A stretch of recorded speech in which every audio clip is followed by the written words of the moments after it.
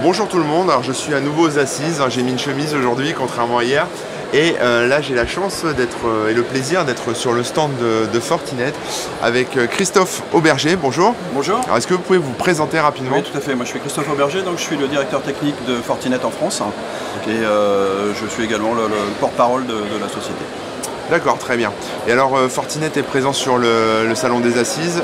Vos sujets là en ce moment c'est votre actu, enfin les sujets de prédilection dont vous Alors voulez les parler. sujets de prédilection, comme toujours, c'est les menaces et l'évolution de ces menaces et puis la manière de s'en prémunir. Donc ça c'est le cœur de notre business.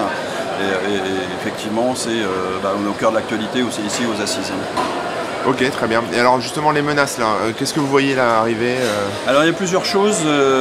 D'une part, il ne faut pas penser que les menaces changent constamment. Il y a beaucoup de constantes dans les menaces. Ce qui change, c'est la manière de mener les attaques. Et puis il y a des phénomènes de cycle et de mode au niveau des menaces. Aujourd'hui par exemple, on a un tout petit peu moins de ransomware, même si ça continue toujours puisque c'est extrêmement lucratif. Et on commence à avoir beaucoup de crypto-minage, de vol de CPU et de capacité de calcul pour faire du minage. D'accord.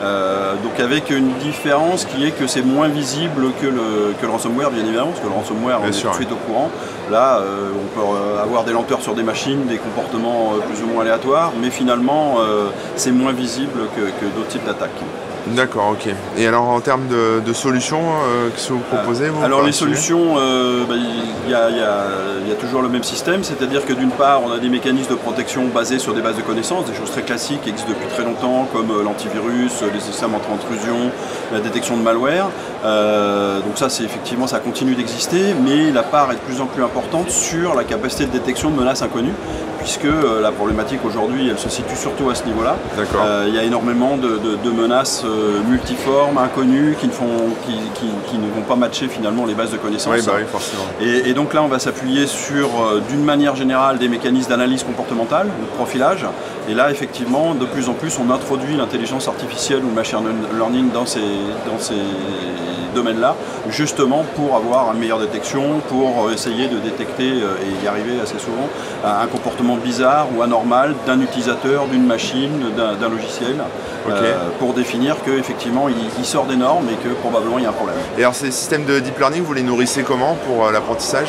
Alors l'apprentissage, nous on a un service de threat intelligence, donc on a des sondes à la fois actives et passives.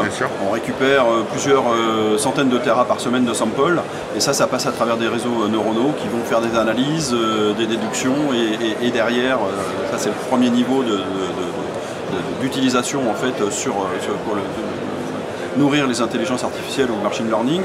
Et puis il y a un deuxième phénomène qui est l'analyse comportementale, où on a des systèmes qui vont analyser le comportement des utilisateurs, des logiciels, des process, et définir des gabarits et voir quand on dérive par rapport aux gabarits. Et ça permet effectivement de faire la détection. Donc il y a des choses dans le domaine assez connues comme le sandboxing par exemple, où effectivement, typiquement on parlait du ransomware, le sandboxing est très efficace pour détecter le ransomware. Ce qu'on fait également, c'est qu'on apporte de la synergie au niveau des fonctions. On sait très bien qu'en sécurité, il n'y a pas une fonction qui va permettre de se protéger contre toutes les menaces. Et donc finalement on en revient à empiler des fonctions, et la problématique aujourd'hui c'est que ces fonctions ne dialoguent pas ou peu entre elles. Et donc nous on apporte une capacité de synergie et d'automatisation entre les fonctions, ce qui permet d'une part de masquer la complexité, ce qui est important puisque la complexité c'est l'ennemi de la sécurité, et d'autre part avoir des temps de réaction beaucoup plus courts, notamment sur détection de ransomware typiquement. Le sandboxing, on est sur des mécanismes asynchrones, c'est-à-dire qu'on détecte la menace une fois qu'elle est passée. Derrière, justement, l'automatisation permet par exemple de faire du confinement automatique et donc de bloquer la menace, l'empêcher de se latéraliser dans le réseau ou dans le système d'information. D'accord, ok, très bien. Très bien, écoutez, merci beaucoup pour tous ces détails, bonne journée et puis bon salon. Merci également, au revoir.